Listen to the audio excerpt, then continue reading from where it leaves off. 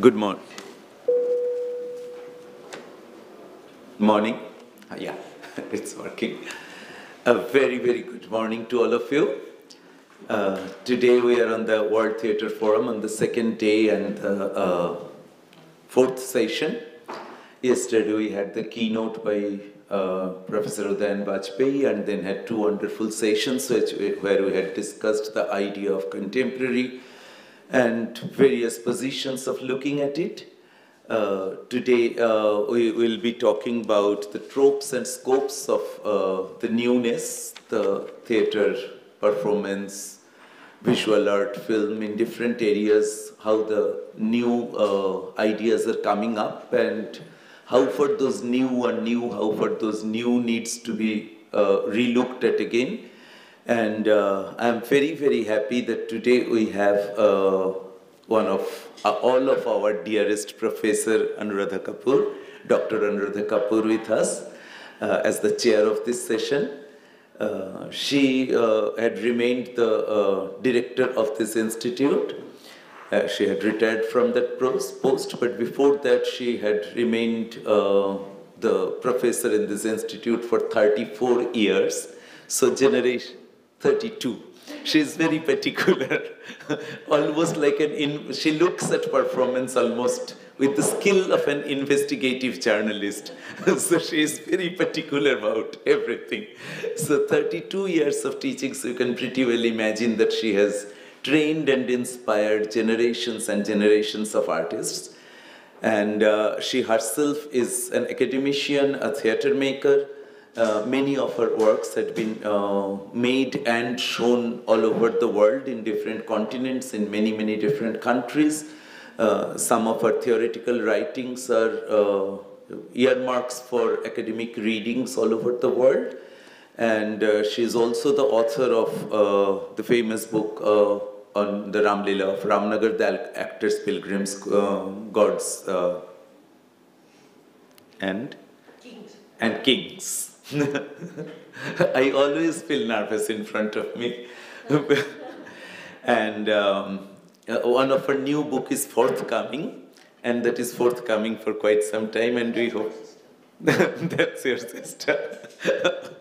Her book is very soon forthcoming, and we're all eagerly waiting for her new forthcoming book.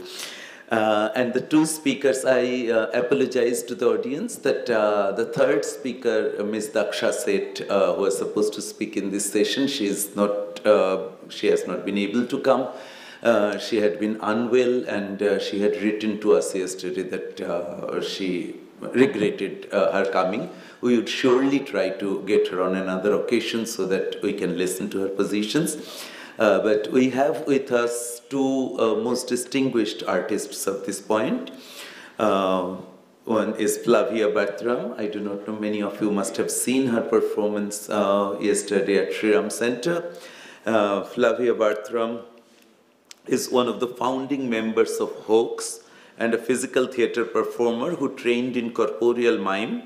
She has worked with Theatre Renault Budget Theatre, Proactive Dance, Twisted Hip, One Taste Cabaret, and One Taste Theatre's Buster Silver Screen Daydreams, commissioned by Happy Days, International Beckett Festival, Enniskillen.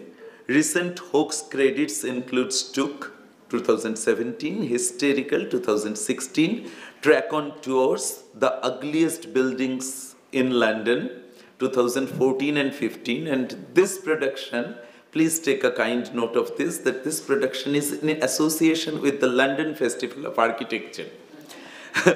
The Ugliest Buildings in London. And The Lonely Room 2014. A very, very warm welcome to Flavia. And then, of course, we have Dora Dorno, the director, actress, and theatre pedagogue. She's an Italian actress, director, and theatre pedagogue. She graduated at the University of Bologna, Department of Music and Performance, and she got a degree in acting at the Academy of Dramatic Arts. She took a special degree in physical and experimental theatre within Santa Cargelo Festival Educational Program. In 2004, she founded the theatre company in Stabli Vaganti, directing and acting in several internationally touring and multi-awarded performances, receiving the nomination at the Total Theatre Awards at the Edinburgh Fringe Festival 2014 for the show Made in Ilva. I hope that many of you have also seen the show a few days back, Made in Ilva.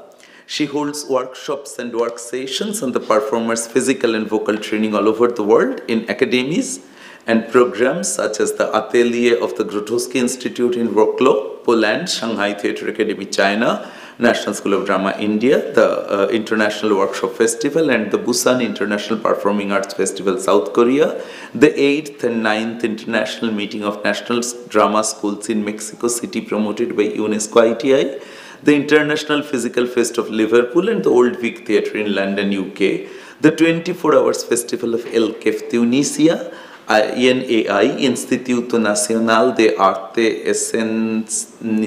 Escénicas, Uruguay. I'm very afraid that there is a gentleman sitting straight from Uruguay here and can exactly point out my bad Spanish. Furthermore, she taught theatre and gave lectures in many universities.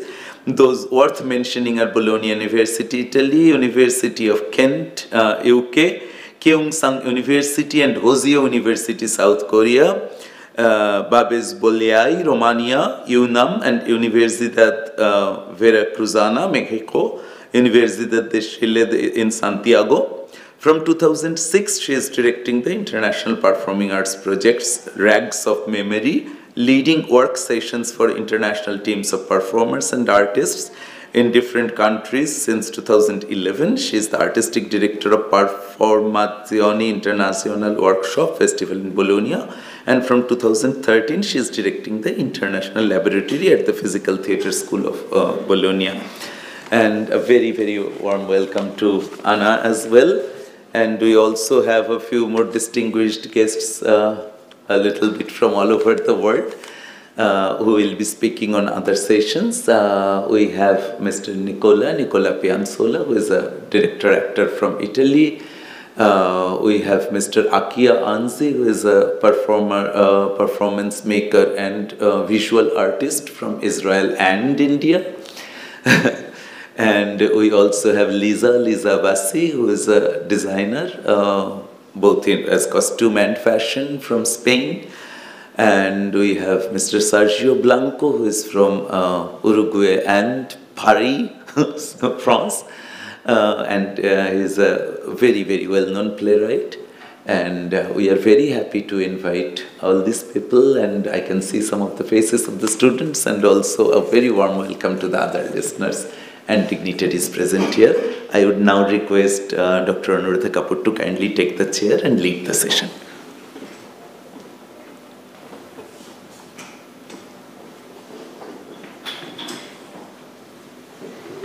Thank you very much, Shantanu. Just to gloss a little bit, I think it was an extremely bloated biography that Shantanu put for me. So please take it with several pinches of salts and several pinches, or in fact several sacks of salt. He's prone to have an exaggerated relationship to the microphone. So it's a great pleasure to be here, and I shall be, it's a pleasure to be here for two reasons. One, that any kind of discussion on theatre practice on the occasion of a large event such as Theatre Olympics is very generative and is very full of a kind of series of ideas that are actually happening right in front of us. That's one part. And the other part, of course, is that any kinds of ideas and changes about what is happening around us is something that we need always to think. I'm not going to take too much time. I just thought I might gloss the tropes, the meaning of the way the the session is named.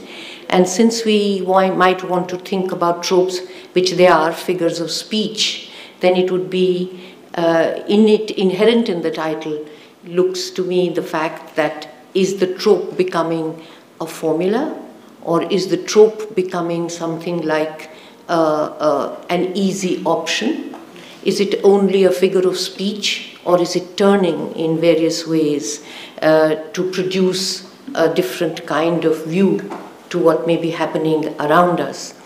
And it would also seem to me that the contradictory position is also true, that if we seem to think that if anything becomes a trope, then it's already not new, would also be a problematic position, because then, as we know, the anxiety of the new is also something that pursues us greatly and has done, and I think has had a long and honorable history about how not to be pursued by and pursuing the new. So it's just, I hope very much that many ideas will come through and we can actually think through these ideas about the solidification of newness as well as the anxiety of it. It will be my pleasure to invite Flavia to share her ideas. Thank you very much.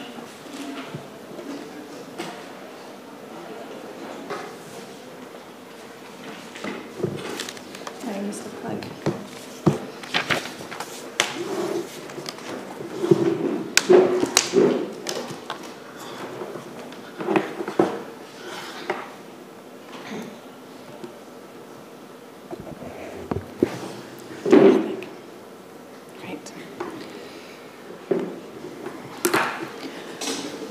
Hello, everybody. So, it's 23 degrees. I feel the spray. Blue whales dart around my ankles, and the current swirls round my ears. And between those whales, I see an eye, not unlike a beat my own. My heart skips a beat, and my tectonic plates rearrange themselves. A car is trapped in my belly button, and a vibration of screams courses up my outstretched legs. Magnums for the winners, and the rest in desolation. So that little excerpt is something that comes from a recent piece of theatre called Stuck, which you see on the screen. We began the piece in 2017, and in it, audience members are invited to laugh and witness three fates who are stuck between their memories, their fantasies, and their present-day predicament. It's part art installation, part absurdist theatre, which uses clown rhetoric and soft sculpture to examine our present-day stuckness around the way that we culturally treat climate change questions. It was devised with a clown director and an eco-scenographer, and we unpick what is the end of the world in that piece. But that's what it is now, and it's definitely not how the piece Stuck began. So we began the piece 3 years ago, and we set out to ask the question, how do we go forward together with climate change in theatre? A difficult and large question. So obviously it took us several years to kind of come to where we are today. And so we set out there with a copy of Jules Verne's book, Journey to the Center of the Earth, which was our starting point, into an idealistic mission through tricky territory of theatre and climate change. But why did we choose this book? And its title is the reason why we chose it, because it is a journey, and we wanted to get to the heart of something, and we wanted to get to the heart of our understanding of our relationship to the planet Earth. But perhaps even more importantly, the book itself is a real celebration of the spirit of scientific inquiry and curiosity an examination, most importantly, of a hopeless and optimistic, shameless attachment to the fantastical. And it was a necessary antidote to what lay ahead of us. And on that journey, our first major discovery was that climate change functions very much like a dystopian future narrative. And while it isn't a dystopian fictional future narrative, if we remove the real world implications from what we hear in our daily lives around climate change, it does function psychologically in the same way. So the term dystopia was coined by John Stuart Mill in a parliamentary speech in 1868, and it refers to an anti-utopia. He used it to denounce the Irish government's land use policies. And then this term went on to be adopted by literary traditions where authors like George Orwell, Ray Bradbury, and Yigivenzi Yamatin and Margaret Atwood projected present-day tendencies into catastrophic future apocalypse. And that is very much what we hear in our daily lives when we think about climate change. So I'm just going to give you some facts that compound this. So the planet's average surface temperature has risen 2 degrees Fahrenheit since the late 19th century. Most of the warming has occurred in the past 35 years, with 16 of the warmest years on record occurring since 2001. Since the beginning of the Industrial Revolution, the acidity of the surface ocean's waters has increased by 30%. The Antarctica has lost about 152 cubic kilometers of ice between 2002 and 2005. Global warming is causing extreme weather changes, has shown its implications in the way of forest fires, heat waves, and severe tropical storms throughout the world. And decisions affecting social and ecological outcomes are controlled by a small group of people surrounded by a fortress of bureaucracy. So that's our dystopic context. And this narrative kind of began to come into cultural, at least in the Western world, into cultural common parlance with movies like Inconvenient Truth and the beginning of the eco-disaster, The Day After Tomorrow, and other films like that. But as I said, climate change isn't a piece of speculative fiction. It is real and it is present. And ecologies are changing, the ice caps are melting, and people are dying. And this is the key difference for the imagination between other dystopian realities and speculative fictions that we hear. It is real. And it is so urgent and so vast and so complex that it's difficult to take creative distance and condense it down to create a coherent plot structure or artistic line of questioning. Perhaps what we might need is an epic piece on the scale of War and Peace, or a durational piece like Einstein on the Beach to really lend credence to this topic. But let's go back to simple theater, or quote-unquote simple theater. 1984 by George Orwell, which was adapted onto the stage to sell out audiences in the past year in London, works in both in literature and on stage because its basic premise is simple and linear. It has a central protagonist, Winston Smith. He finds himself in accidental opposition to the system he lives in, and therein lies the clear conflict, man's nature versus an inflexible system. Herein, a system is so tightly woven, and in order to fulfill our most basic instinct of survival, man must subsume his other instincts and capacities. But climate change has so many strands and potential themes. Where on earth does one begin?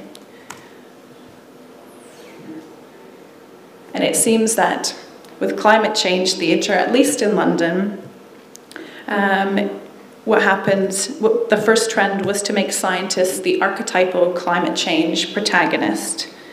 Here we see in Greenland, which was at the National Theatre in 2011, the intermingling of the personal and the global. So the main protagonist of this show was a scientist carrying out research in Greenland, and it looked at the actual science and put him in that context and his interpersonal problems of not being heard with those around him. It was directed by Bijan Shaybani and authored by Moira Buffin, Matt Chairman, Penelope Skinner, and Jack Thorne, so it was a collective effort. Other attempts have been 10 Billion, which is at the Royal Court in 2012, which was directed by Katie Mitchell. There she put a scientist, Professor Stephen Emmett, on stage, and he essentially was in a set that looked like his office, and he informed us of the contents of his research. So it functioned more as a lecture within a theatrical context than as a piece of narrative theatre.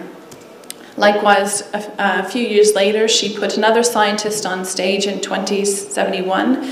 This time, it was scientist Chris Rapley, and he recounted his experiences as a climate change scientist, of not being heard, of the urgency that he believes around it, as well as looking to how he would feel and how he would speak to his granddaughter, which is why the piece is called 2071, because it's about the legacy of climate change and what we're leaving our children. And again, the piece functions slightly as a lecture, but with more interpersonal storytelling woven in throughout the piece. But to many people, this kind of theatre functions more like a public service announcement and disregards all of the, or many of the empathy-stirring techniques that is inherent in the theatrical form. For example, we cry when two, albeit silly star-crossed lovers, Romeo and Juliet, take their lives, because we as audiences have been molded and shaped by the playwright, director, designer, and the actors to be completely immersed in that world and have our heart ripped out. It is effective storytelling for its own purpose. When the audience clap, the play is complete. But with these climate change plays, we as audience members carry that unease out of the theatre and back into the real world, where we have no recourse for action. So these pieces designed to galvanize us don't provide us with the closure that a good piece of theatre often provides. So in the previous pieces cited, and as many others, the performance, as one critic wrote, is not so much a play as an intellectual extravaganza. The facts and figures behind these climate change plays, their future dystopian narratives, have a hold on our imaginations that can be paralyzing, most importantly because of the way in which it has been discussed up to date, is speculative, is premonitionary. I don't know if that's a word, but I've decided it is.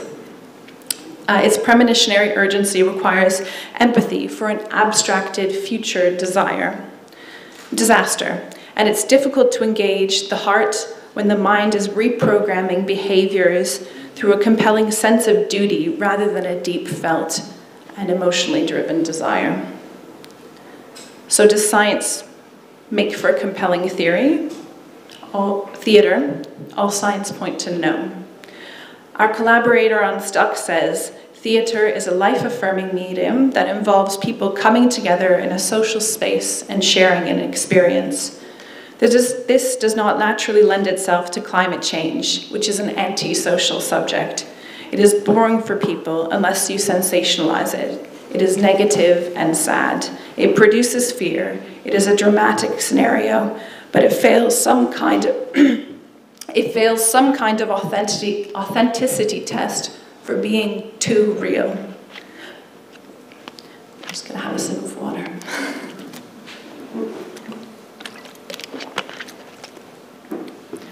But I'm not so sure that I agree with him. Since 2015, there seems to have been a shift away from this kind of dealing with climate change, and creatives seem to have actually allowed themselves to get really creative. So, for example, you have Interstellar, Christopher Nolan's epic work about a pilot who takes a mission connected to a project looking for a new home for the human race. The movie deals with gritty interpersonal relationships, questions of duty and family legacy, and of course a bit of quantum time travel. Has anybody seen the film? He really allowed himself to really chew on on climate change questions, but it doesn't feel like a climate change movie, and I think that's what makes it so powerful. It is an incredible piece of filmic artistry. And then we also have films like Mad Max, which blends future questions of social structure, land ownership, and gender relations through a shoot-'em-up survival story. And likewise, the Israeli artist Isaac Cordell, he installs 15 to 25 centimeter tall sculptures in streets and public spaces across Europe, and then he photographs them to document their presence. These miniaturized scenes are often arranged as site-specific street art interventions. And in his own words, he says the work refers to this collective inertia that leads us to think that our small actions cannot change anything. But I believe that every small act can contribute to a big change. Many small changes can bring back social attitudes that manipulate the global inertia and turn it into something more positive. And it's no coincidence that this piece went viral on social media as politicians discussing global warming, when the piece is actually called Cement Eclipse, demonstrating that audiences are surprisingly well attuned and are able to give works new leases of life.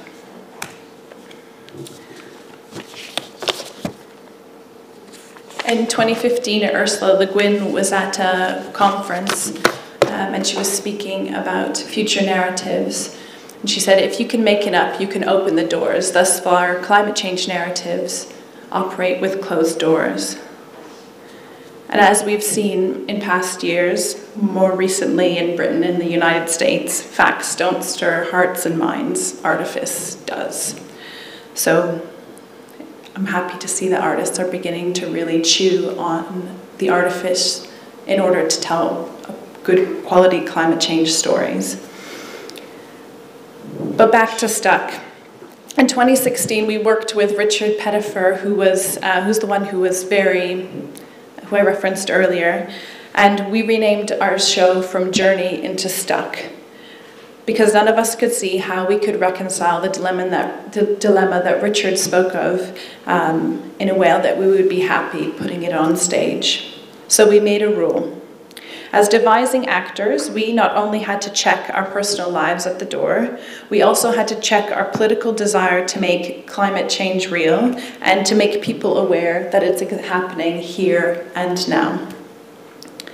But on doing so, we unwittingly stumbled upon the key that would unlock our imaginations and allow us to make work like Christopher Nolan and the Mad Max movies.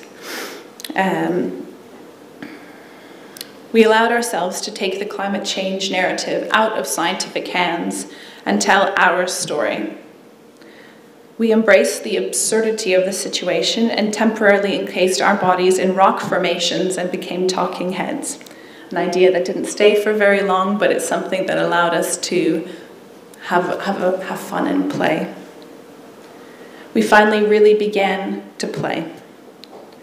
Our job as theater makers is to connect with our audiences and tell a story, and a story that just happens to involve themes connected to our ecological predicament. This is not a vehicle for sharing facts or educating the public. Theater making requires trust. Its most basic exercise are designed to build it. It requires that there is no us, and it requires that there is no them. No, we need to tell people about this very important thing. And the them is the audience in that dichotomy. All too often in creative circles, when we were carrying out our research, we heard this division. We need to tell people that we need to change things. The urgency of the desire to make work that dealt with this topic was creating a barrier between audience members and the creatives that were on stage or making their own work. And no audience member, myself included, wants to be reminded of a sensation of being in a classroom with a moralizing teacher telling us how we should behave. We want to feel equal to those we see before us. We want to feel engaged and we want to feel connected. And it seems that in the creation of climate change work, the question of trusting the audience has been one of its biggest downfalls in terms of creating new work capable of expanding our collective understanding of global ecological system and future narratives. The 3 basic rules of audience relations: trust that they will understand, signposting as means of caring for them, and take pleasure in what you're doing so that they can relax and enjoy, seems to have gone by the wayside. But likewise, while we've been doing all this work on climate change, we are also, Hoax is also an artistic group that's highly involved in immersive theatre in London. And perhaps that is one of the keys to unpicking this question of how we can go forward together with theatre and climate change. So for those that aren't familiar with immersive theatre in any in-depth way, I'm going to look at London specifically because that's where I'm from. Over the past 10 years in London, theatre makers have been repositioning audiences in various ways for creative questioning as well as for financial reasons. Artists have been starting to work more and more outside of traditional venues and outside of black box theatre contexts. And breaking the fourth wall isn't new, but the popularization and the scale of immersive theatre that's happening is. So immersive theatre, for those who aren't familiar with it, is a participatory theatrical form where audience members give up their observer status to become co-creators and co-actors in the narrative and the storytelling process. Examples of such work include company Punch Drunk, who are based out of Tottenham in London.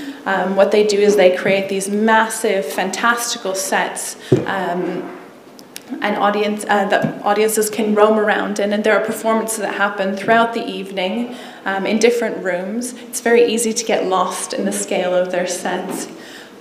But what's really exciting about what they do is all the audience members wear masks, as you can see in the image.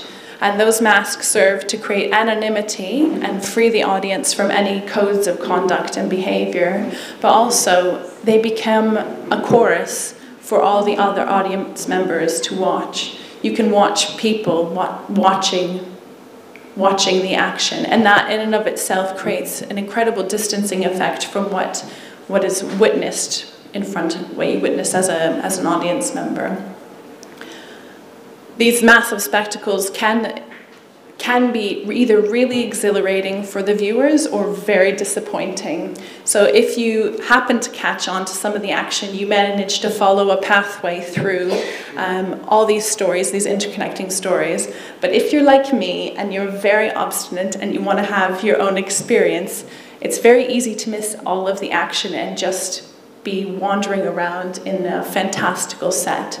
So depending on who you are and how you engage with theatre, it can be, these performances can be either frustrating or really exciting, but you do get what you give, and that's what's most exciting about it, is that it's very much your own experience and what you make of it, and you're on your feet. And then it's actually a Belgian company called, I don't know how to pronounce their name, Good, and they do one-on-one experiences where audience members are blindfolded and taken on a sensory journey with people whispering into their ears, people touching their arms, and it's very much an exploration into intimacy, vulnerability, and trust. And there again, it is very much about testing personal boundaries, about your agency, giving up your agency as an audience member, and also opening up your senses to new experiences and new concepts of theatre.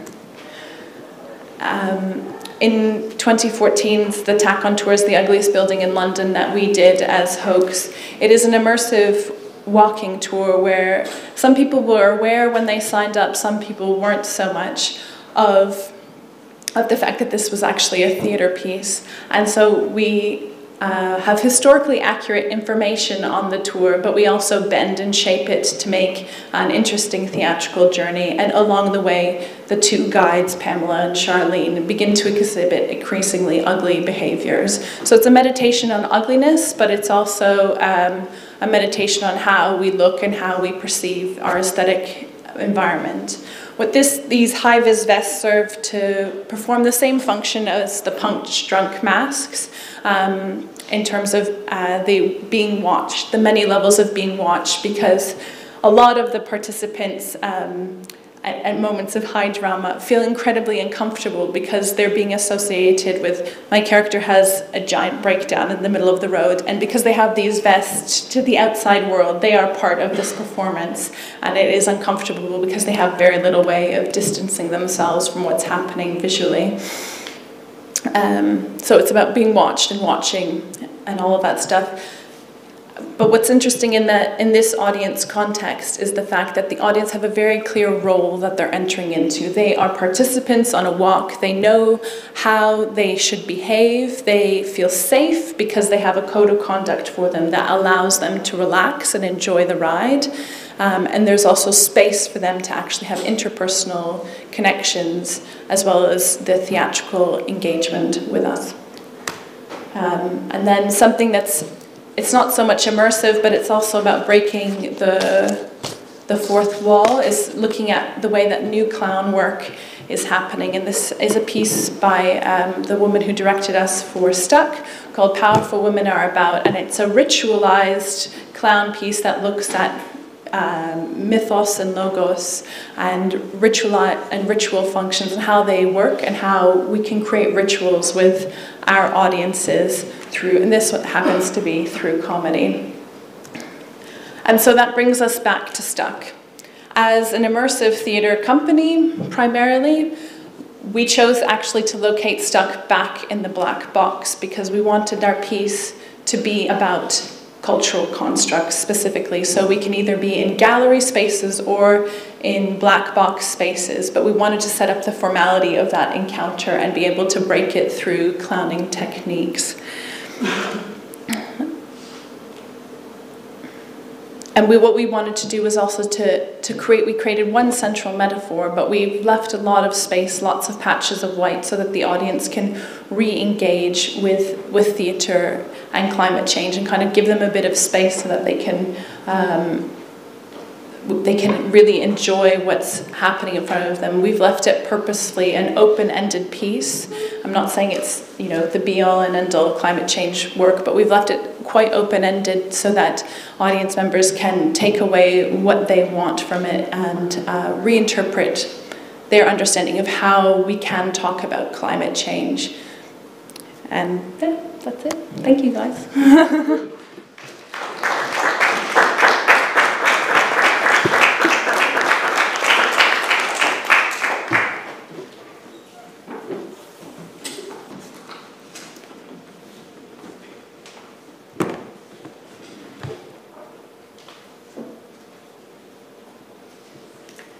So thank you for coming, and thank you at the National School of Drama to invite us here.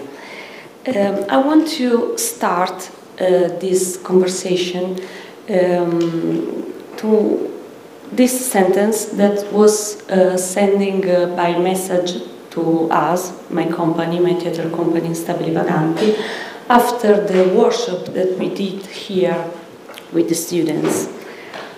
One student wrote me, "Thanks for such a wonderful workshop. Thanks for giving us something new." So something new. What can be new? Or what can be newness? So for us, for the students, for everybody. It seems to me that it's something very very individual. So it's something that depends on our experience. So what is new for us students, of course, is not new for me. If I need to teach something to a students, I use something that I know very well. So that it becomes from my work that I know that I can teach. So it's not new for me, but maybe it's new for them. And this is very important because it means that what is new is depending of our experience, depending of the context in which we are, it depends of a culture that we become. For example, something of the tradition of a culture can be new for me, and of course is not new, for example, for you. And I think that in this particular time, in the contemporary time, this is very important because something was changing in the communication. We can communicate in a way that is very fast. We have many possibilities to communicate with different sources. We can communicate with internet, social network, and so on.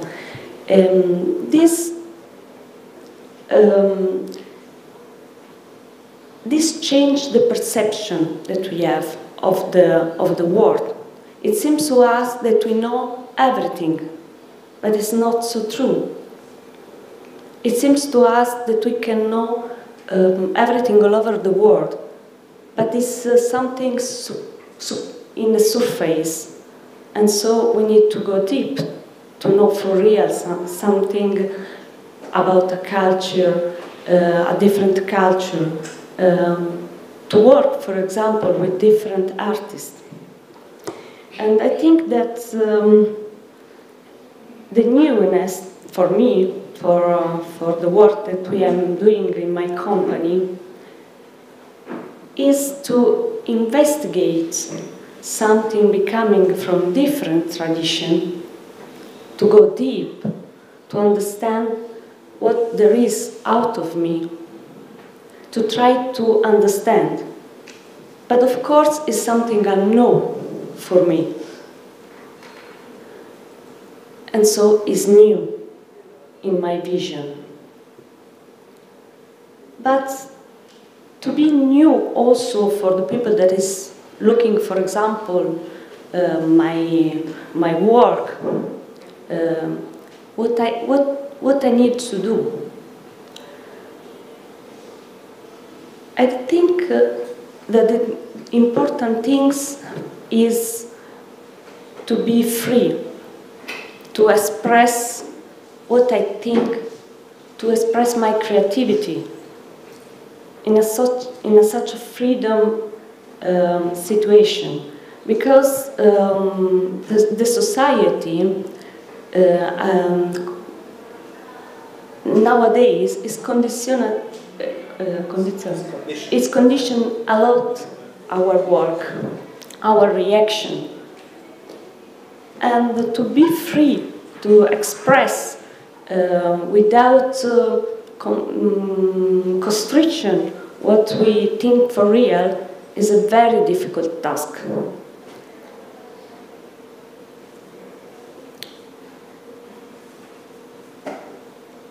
So I think that in my theater is very important the social function of what I try to transmit, and to let people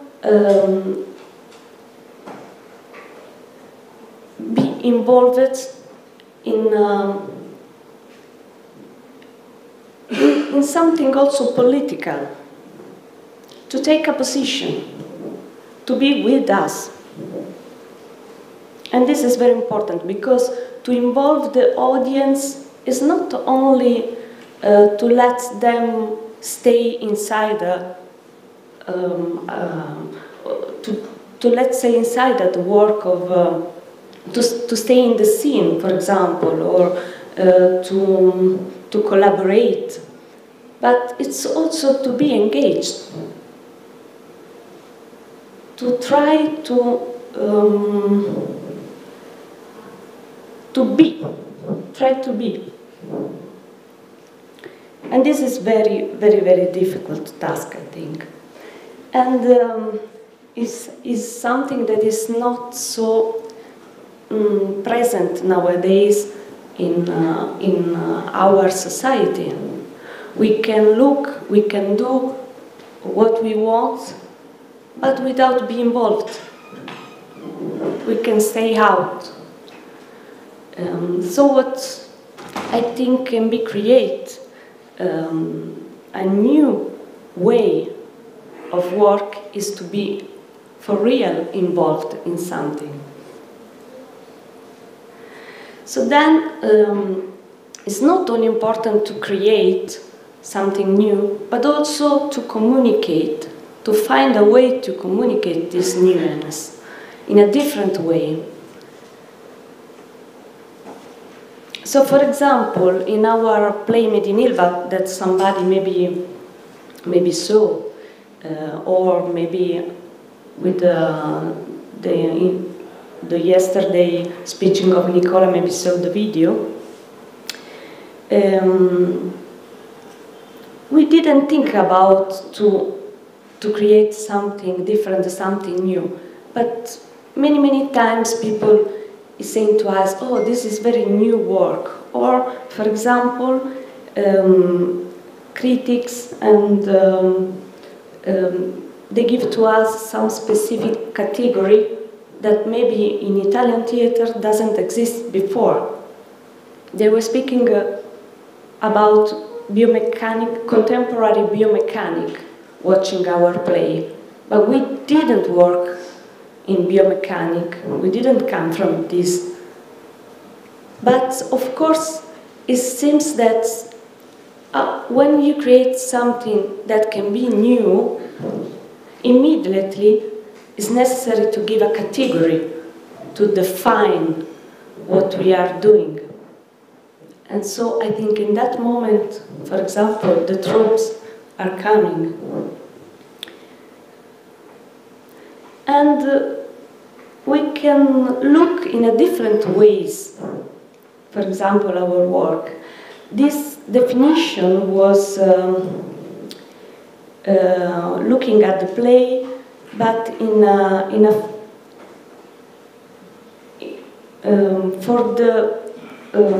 for what the play is transmit in a physical way. But somebody else was speaking and said that this kind of work is a civil commitment emotional theater. So a very long definition.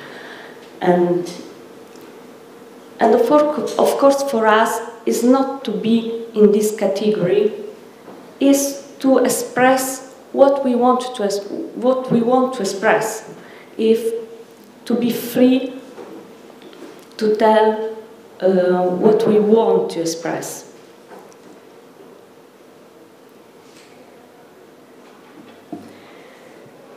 And another important things of our work is the fact that we are not considerate ourselves as creator of something different or new, but always we work with a base that is our tradition. We watch our tradition, we base our work on that, and also to other tradition, because a very important thing for us is the dialogue between tradition. So I think that the new is start when these traditions are real in dialogue, because they are combine something that before was not. So the intercultural dialogue became a very important way for us to work. And we start to involve. We are basically two people, so me and Nicola working. So then, in our project, always we open the project to other people, to involve, to have a different view. And then, with this dialogue, with this intercultural dialogue, we can create something different.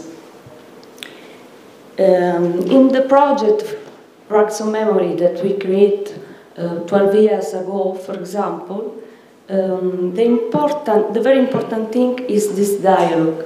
We start to do a sort of work session, international work session, inviting people coming from all over the world to share with us the concept of our project, that in that case is working on memory in different ways: individual memory, historical memory, anthropological memory. And we start to examine part of tradition coming from all over the world, because actor and dancer and artists that join the session are coming from different countries. And we try to understand how we can communicate, how can be the base of the communication of the theater, dance, but also like human being. So the essence of the communication that is inside the action, the rhythm, the dance. And we try to contaminate also the languages, to create a sort of new vocabulary that can be our vocabulary, the vocabulary of the people working in that project, but of course that can be also universal, understandable for everybody, and introducing this kind of new communication. The sessions are basically a period of work, intensive work, that can be 1 week, 2 weeks, 10 days, very intensive, in which we work with other professional actor, performance, and so on, in a place in the world. So we did this session in Italy, in Mexico, in Korea, in India also. And sharing our tradition, our work, we start to understand that there is something very deep, very common. And these elements are very small things. Maybe it's a specific step, maybe a sort of rhythm that can be understandable for everybody.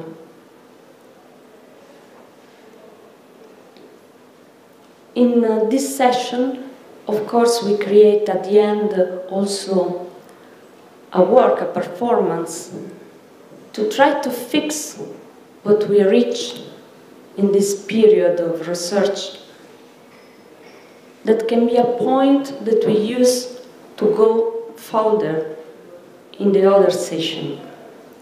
So I want to show a video that resumes 10 years of this work with different sources, different sessions that we did all over the world.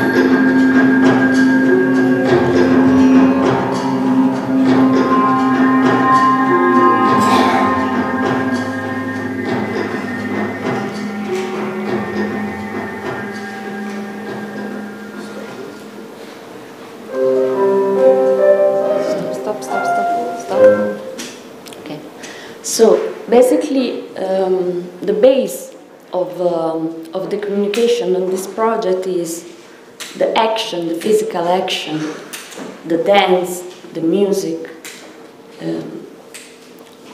So all this aspect, this very important also, the songs, singing.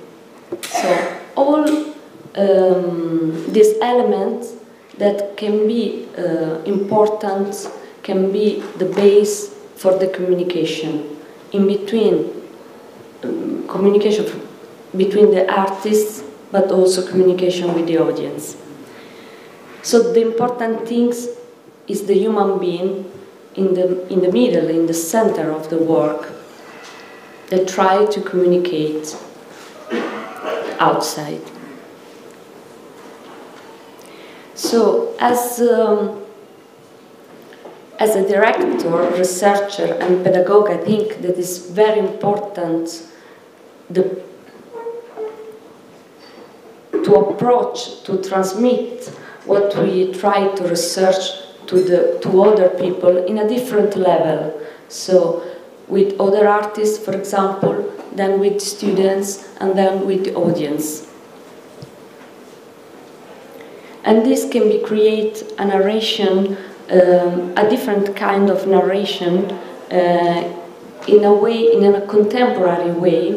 So in a way that can be fluid, can be in movement, not fixed in something very straight, but alive.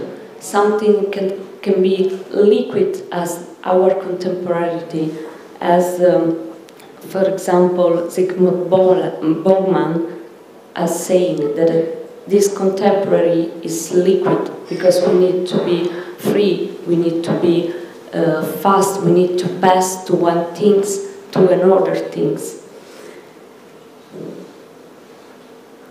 This kind of approach, a little bit different, we start to use it in another project, Megalopolis project.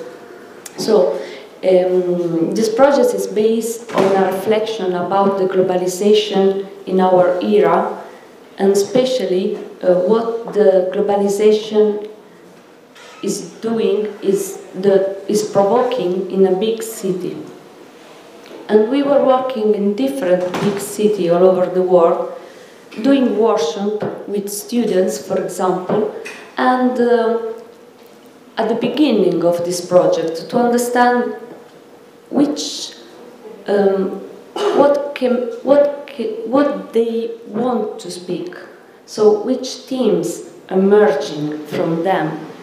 And we found that especially some themes are emerging, like, for example, the fear to lose the individuality, to disappear, to be in a mess. So this kind of themes, I think, that appear in every city in which we were working. But, for example, in Mexico City, there was a very specific theme that was appearing, the fear to disappear. So it was very specific and different also, because it's a theme that we didn't appear in other city. So we decided to explore more this theme and to understand why there was this fear. If you go in Mexico City, but in Mexico, or you can look everywhere, like posters with missing people. Maybe when you go out of the underground and so on, you can miss it. You can find everywhere. So we decided to go deep on this theme and to understand how we can be related with this. And at a certain point, when we were in Italy, we received from students an important news that was about 43 students disappeared in Mexico. And they were speaking with us. They were telling us that what was happening and how this fear became concrete. So we decided to enter in this team, to investigate this team, but not only because we want to speak about a problem that it's not, for example, our problem as a country, but for two different reasons. One is because we love Mexico as a country. We worked a lot there, and we want to create something about this love that we have for this country.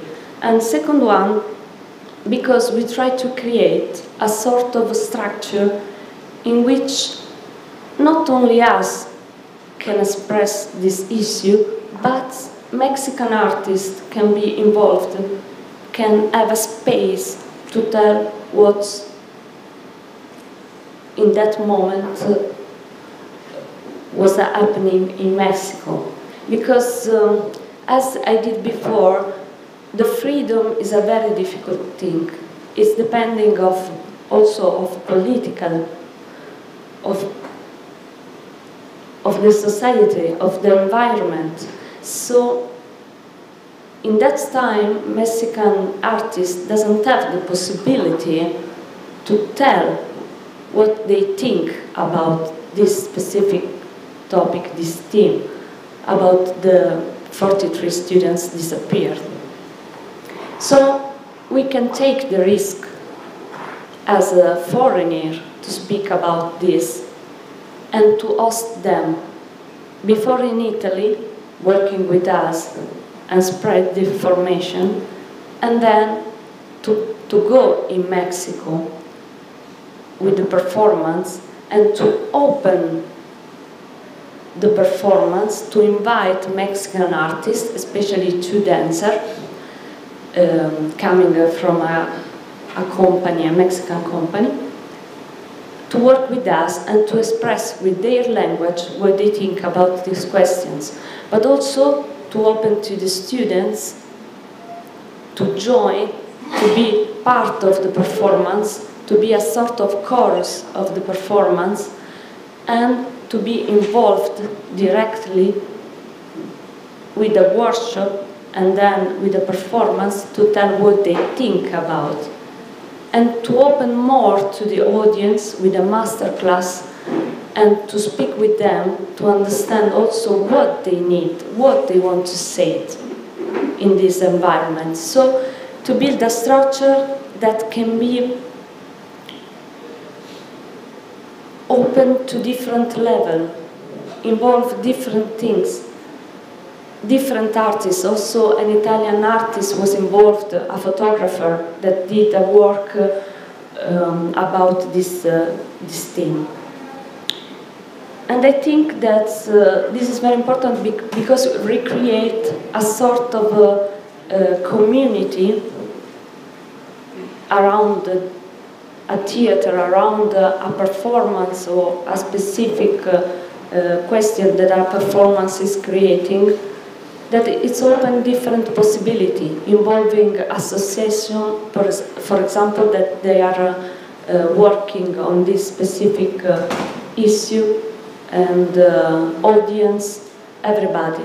So when we do this performance, for example, in the place of the audience, we put the image of one of all of these disappearing people, so that when the audience enter, should take one of these places and cannot be cannot make a distance on this issue, should be inside, should come inside.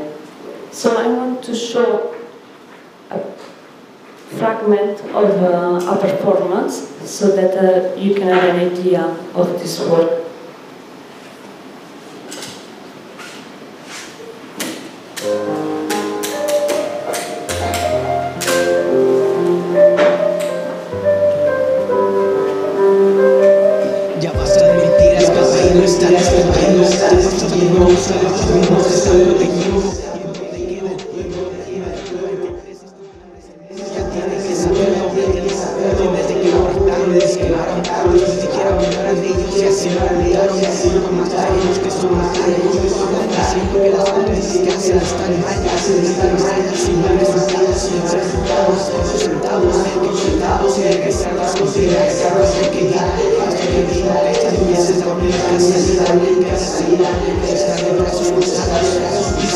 Ahora la escucho a diario, en cada diario, en cada noticiero. México está de luto de nuevo. Y no, ya no queda nada más que hacer, ya no queda nada más que ver. Ya sabemos que sus familias están por perder. No somos todos, nos faltan 43. No somos todos, nos faltan 43. Y no, ya no queda nada más que hacer, ya no queda nada más que ver. Ya sabemos que sus familias están por perder. No somos todos, nos faltan 43. No somos todos, nos faltan 43. Hasta el día de hoy siguen con la misma respuesta. Consiguen las investigaciones y contaremos a sus hijos. Siempre lo mismo contestan. El país quiere hechos, ya no más palabras. ¿Quieres justicia? Dime de qué hablas. Es una palabra que aquí ya no tiene validez. Solo hay que ver de los mismos que la crearon respetan la ley. Así de mal estamos, creo que muchos ya saben la situación. Ya saben para qué ese dinero, para los gustos de ese cabrón. Yo no respeto a quien no respeta mi hogar. Soy el presidente, maldigo el día en el que se quiso postular. Por respeto y por obligación renuncie. Su muerte ya no la busque. Vayas a la casa de millones que acaba de construir. Y de calle ni siquiera cumplir. Ya no hay nada más que decir. Ya sabemos que sus familias están por perder. No somos todos, nos faltan 43. Ya sabemos que sus familias están por perder. No somos todos, nos faltan 43. No somos todos, nos faltan 43.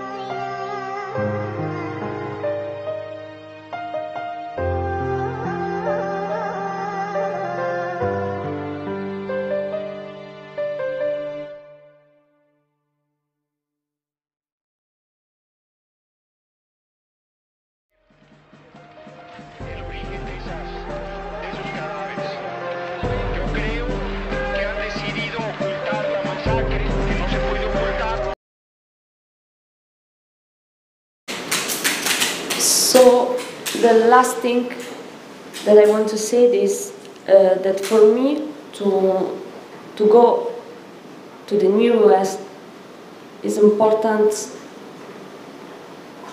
also to rediscover the social and the political function of the theater. Thank you.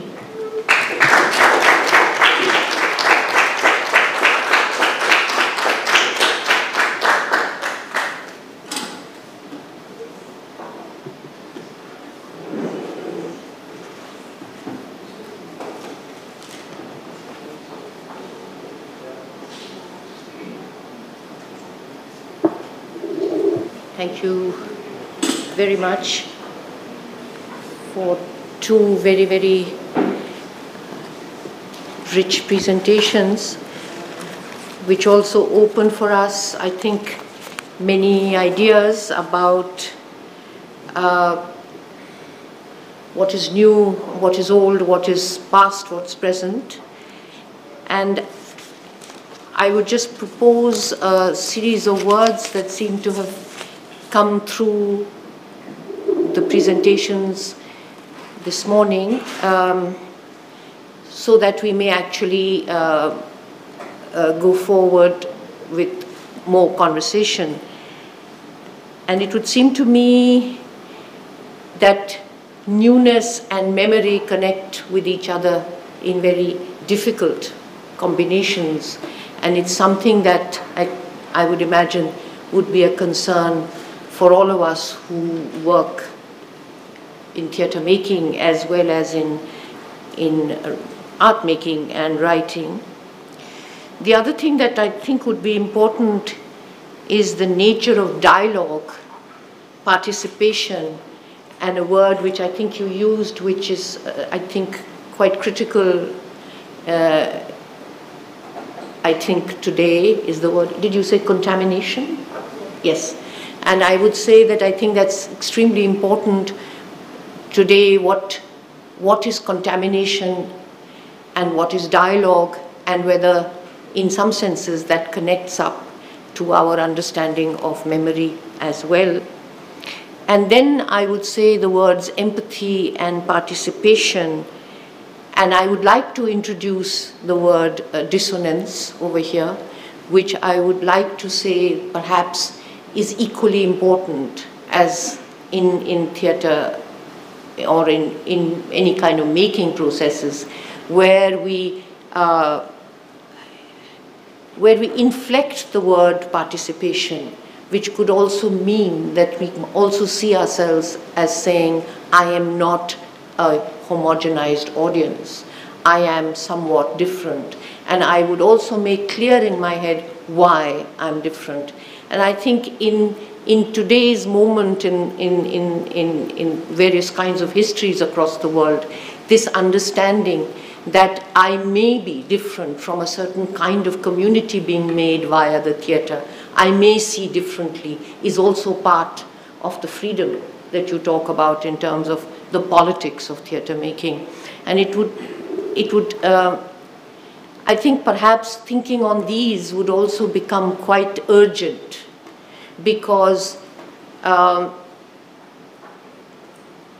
natures of participation in today's kind of digital world, where you can press a button and participate, whether that's actually democratizing or whether that's standardizing, whether that's taking away, that's actually only a number. What do we mean by participation in a situation where the actual participation means pressing a button and giving a tick, or being part of voting, which would be actually a sort of, in some senses, ghost voting towards things that actually will not change anything other than an award or something like that. I'm thinking of voting for, let us say, India's Got Talent or things like this. So I would say that each of the words that have so, so finely come in the morning would be words that we might think to take our conversation further. And I think that one part for a country like India, where we have long traditions of performance, memory plays a very important role, because memory also is about forgetting, and what is forgotten at what time is a political act, I think. And I think maybe we might bring these questions out. So the house is open, and questions and dialogues, I hope, will be done.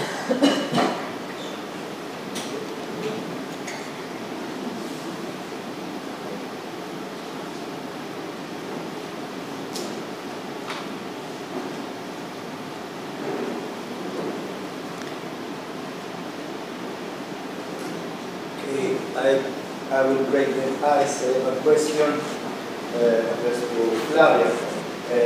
You did very good, you open a panoramic view on the theme of this topic nowadays, making lots of examples. I would like to know more about the creative process of the work you were talking about, your work, how you've been working with the actors, how you approach this, let's say, global thing. Because I'm really interested. Yesterday, I was talking about, Chandra was talking about social action, theater as social action, and for me appear another word, global action, also appeared in the work expressed by Dora with this Desaparecidos 43, global action. So I'm really interested in how we are dealing nowadays in theater with global issues.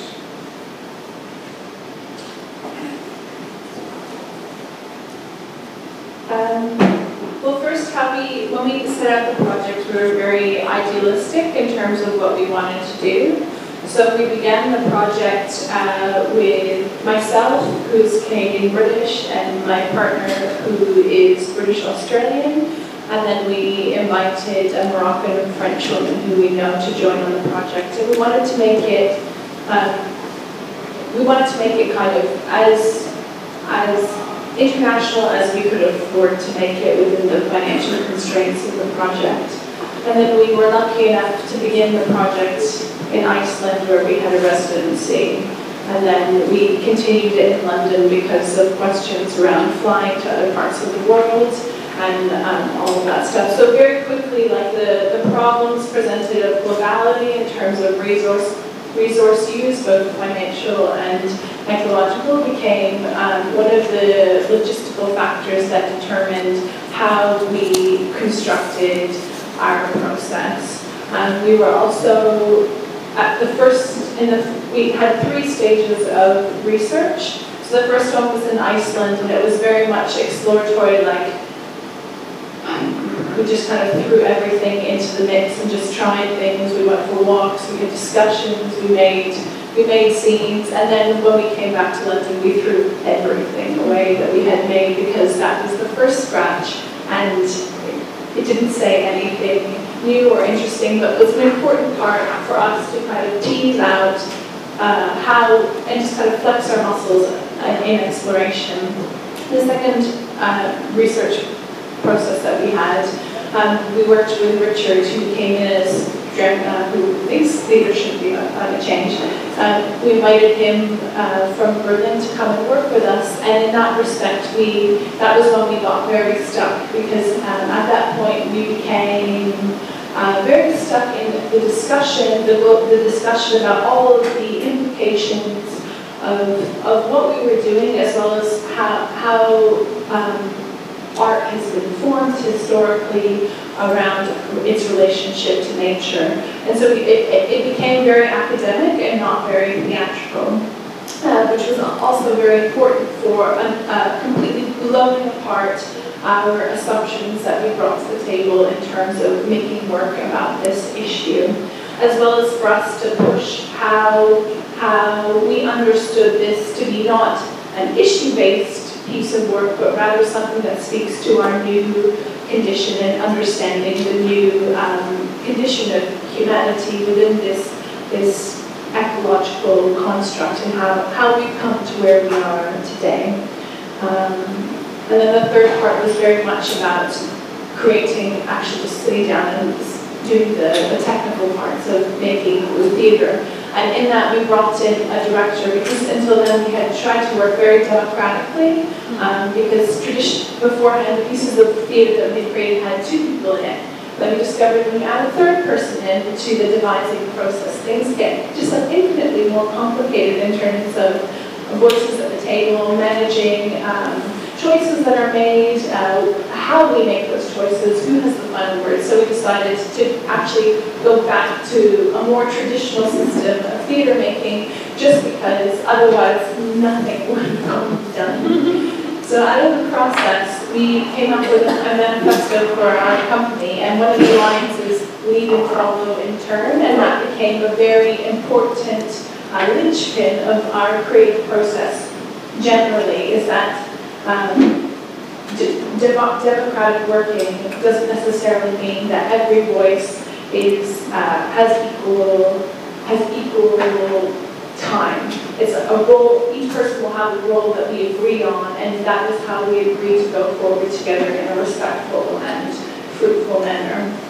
And then out of that came the show. And in terms of the relationship to the climate change as a global issue, it became something from which we could draw metaphors and imagery, but it didn't become the story of the play, but rather what gave it color. And what it was more about was about interpersonal relationships, how we go forward or we choose not to go forward together. And that was more the journey and the underlying arc of the play. As well as the set, I didn't speak very much about it because it would be a bit of a sidestep. It was all waste material reclaimed from Reading Festival. So music festivals in the UK, after they finished, have a lot of waste left behind, and huge groups, about a week cleaning them up. That includes just toss away tents, sleeping bags. It's a really wasteful endeavor. So we decided that part of the ecological story would be using waste material and letting that paint the ecological context, because the environment of the theatre space that we've created is completely artificial, and slowly over time the characters lose more of their humanity and become more visibly, and on the design side, become more part of a plastic environment. So. Thank you.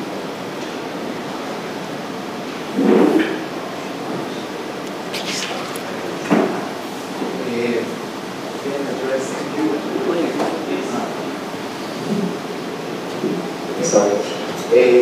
I wanted to ask about those lecture theater plays. I'm not sure it was done by your. I'm not sure it was done by your collective, but I'm curious to hear about it. I'm curious from, I guess, two perspectives. My thoughts are not fully formed, but I will try to express it.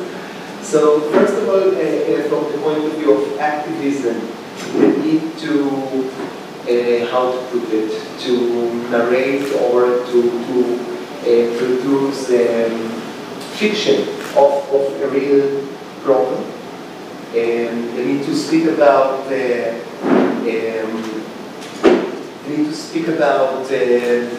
global warming and this utopian future in the setting of theater, which is interesting.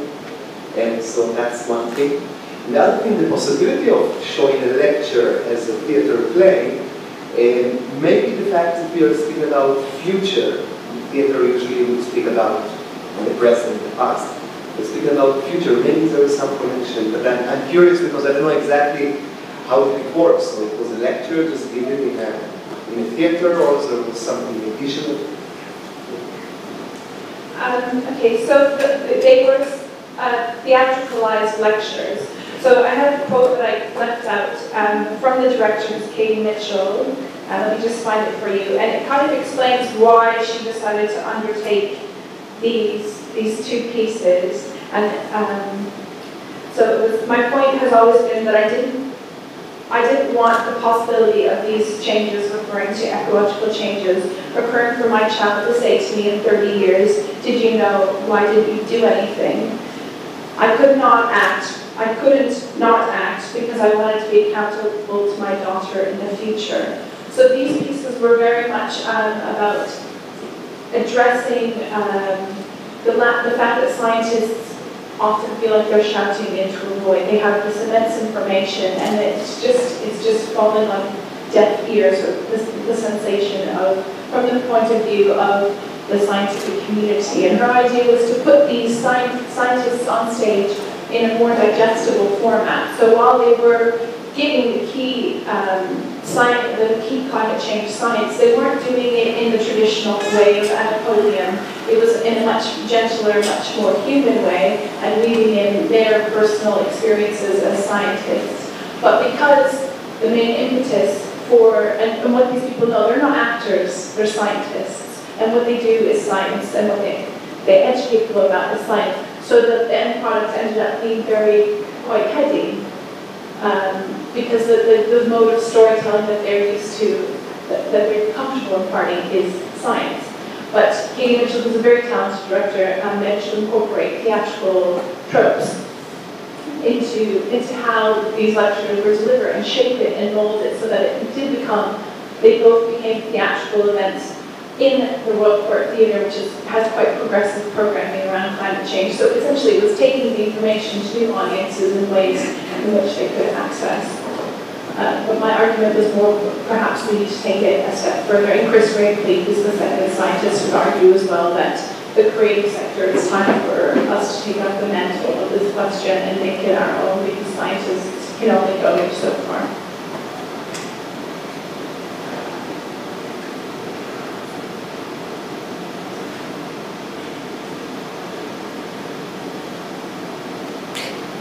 So if I might abuse my privilege and ask a question that is, I think, for me, something that's leading me to think, when you say tradition, what is it that you actually imply? Is it certain languages that have been drawn from various times, or what would that imply in a work, in works that you make? with tradition, I'm referring to the performing arts tradition. So something that become from our background. For example, I don't know, in Italy it can be commedia dell'arte, it can be a tradition, or some songs of the south of Italy that we use in performance. This is a tradition, but also some form that is not coming from performing arts, but maybe is coming from other things. For example, ritual action or a sort of a ceremony, like, for example, related, for example, with religious things. So all these materials are our tradition, our baggages that we can use it, and we can understand to first to understand where we are coming. So, and then to create this intercultural dialogue. So because if we know our tradition, we can establish a relation with other people coming from other traditions, and then this dialogue can be very interesting and can create something new.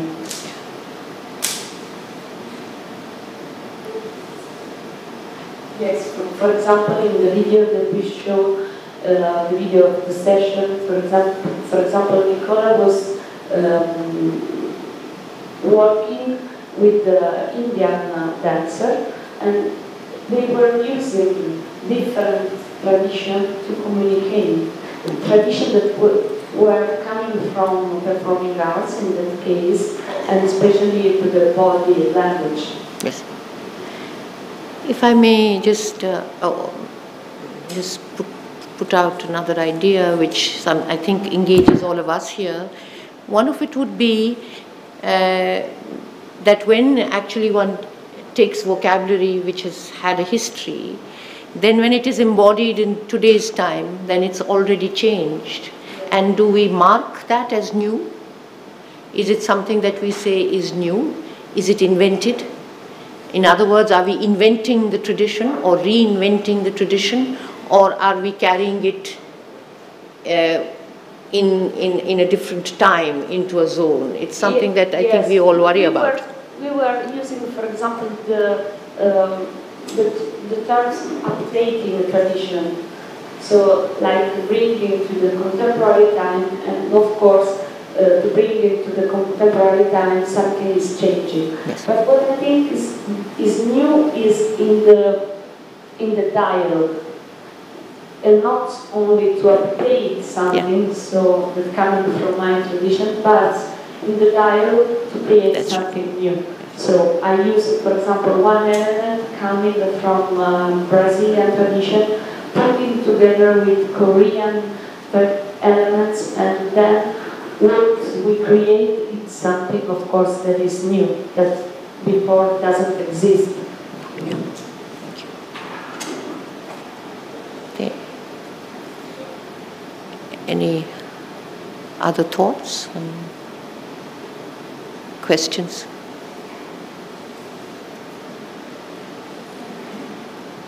Is it possible to ask again? Yes? I have already abused my privilege. No, you said something interesting. Sorry, I didn't get your name. Your name, I didn't get. What's your name? Anna. Anna, sorry. So you said something interesting about the fact that while you are creating, you're not thinking about creating something new. And you're thinking, I'm not sure if I remember correctly, about expressing yourself. And I thought maybe at least it's an interesting point, and I thought maybe you can discuss this. Yes, because as I said before, something new is a very general thing, and I think for an artist everything is subjective. So when I create something, I think to express what in that specific moment, I want to express what I want to say. And I try to don't repeat myself. So I try to go to something that I don't know, to explore, to make a research. And in that way, I create maybe something new. But it's not this my intention. My intention is to go deep in something that in that moment I want to do, and to let to be open, to be free, to don't be conditioned or influenced by what is around, or maybe some pressure that, of course, we can have to create something. So it's for this that I think that freedom is the most important things that, as artists, we have, we need to use, and also to understand for real when we are free, and not when we are just doing things for attitude, because we have this attitude of, because we learn this and then we try to repeat, or maybe because somebody liked what you did before and is asking to you to do the same things. Please. Speaking like the old becoming new, what I find very exciting is for the piece that we did yesterday. It was a piece that we made 3 years ago, and we performed it intermittently, and coming back to that piece and reinventing it and refilling it with all the creative processes that I've had in the years in between its creation has been, it feels like a new piece to me again, and the way that I perform it is drastically different, and the way that I engage with it as an artist, and what I think it's saying is drastically different than when we first conceived of it. Even just performing something that's intimate to me within a context that I'm really unfamiliar with, even that juxtaposition of energies fills it with something that's new and vibrant and exciting. And I think that's what's super exciting about performing your own work or devising your own work, not with the intention of being new, but seeing how every time you go back to it, it is this new and vibrant thing that kind of grows with you or without you, you know?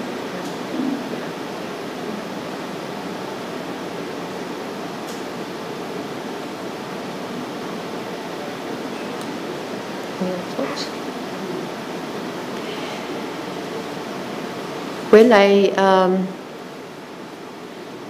if there are no other questions, let me just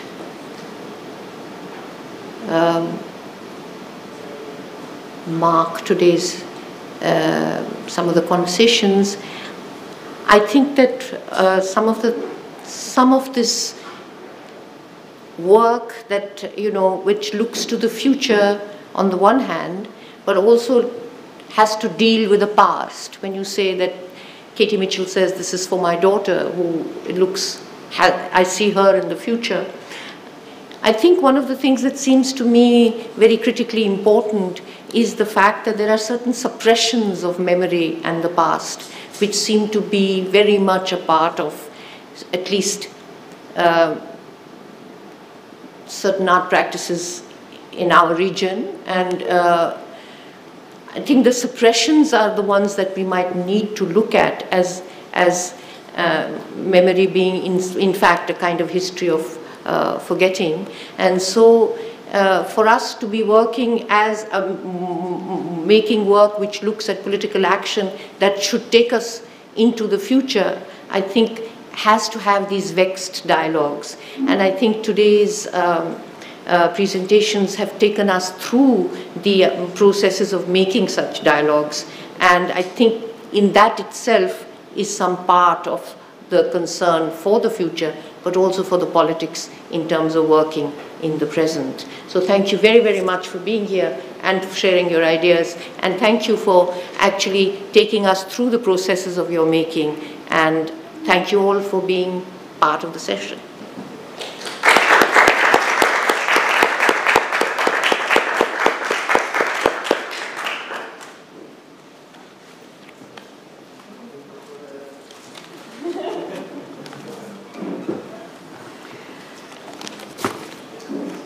Thank you very much.